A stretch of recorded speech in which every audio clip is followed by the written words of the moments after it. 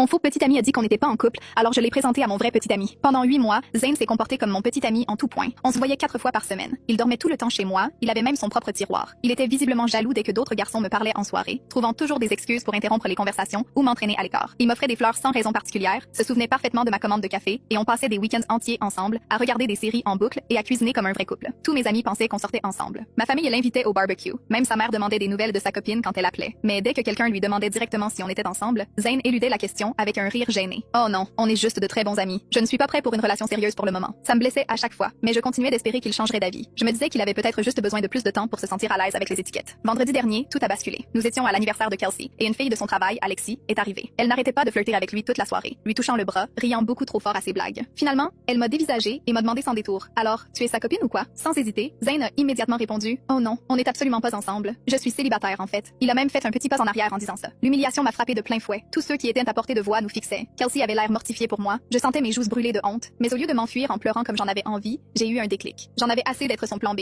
J'ai souri gentiment et j'ai dit: tu as tout à fait raison. On n'est pas ensemble. En fait, mon vrai copain vient de me chercher dans une dizaine de minutes. Je devrais peut-être l'attendre dehors. Le sourire confiant de Zane s'est effacé. Attends, quel copain? Oh, tu connais Nicolas de mon cours de yoga? Ça fait officiellement 3 semaines qu'on sort ensemble. Comme on est juste amis et que tu es célibataire, je me suis dit que ça ne te dérangerait pas. Il a pâli. 3 semaines, mais on s'est vu mardi soir. Oui, en ami, comme tu l'as dit. J'ai sorti mon téléphone et j'ai commencé à envoyer des textos. Je vais juste lui dire que je suis prête. Pile poil. Mon ami Nicolas est entré. Je lui avais envoyé un texto 20 minutes plus tôt pour lui demander de venir me chercher et de jouer le jeu. Nicolas et moi avions eu quelques rendez-vous sans lendemain récemment, donc ce n'était pas complètement inventé. J'ai pris la main de Nicolas et j'ai dit assez fort pour que tout le monde entende. Salut chérie, ça tombe à pic, prête à partir. Et ATN de ça, c'est mieux que ça, c'est... Nicolas, un peu surpris, mais comprenant tout de suite, a souri et m'a embrassé sur la joue. Toujours prête pour toi, ma belle. Zane est resté bouche bée tandis que je présentais Nicolas à tout le monde comme mon petit ami. Alexis nous regardait tour à tour, gêné, regrettant visiblement sa question. Alors que nous nous dirigions vers la porte, Zane m'a attrapé par le bras. Attends, on peut parler en privé une seconde? J'ai regardé sa main sur mon bras, puis Nicolas. Désolé, mais mon copain et moi avons réservé pour dîner. On pourra peut-être discuter plus tard, entre amis. Nicolas a passé son bras autour de ma taille. Protecteur. Tout va bien? Tout est parfait, ai-je répondu en regardant Zane droit dans les yeux. Je disais juste au revoir à mon ami. Nous avons laissé Zane planté là, muet, tandis que les autres chuchotaient autour de lui. Mon téléphone s'est mis à vibrer avant même que nous atteignions la voiture de Nicolas.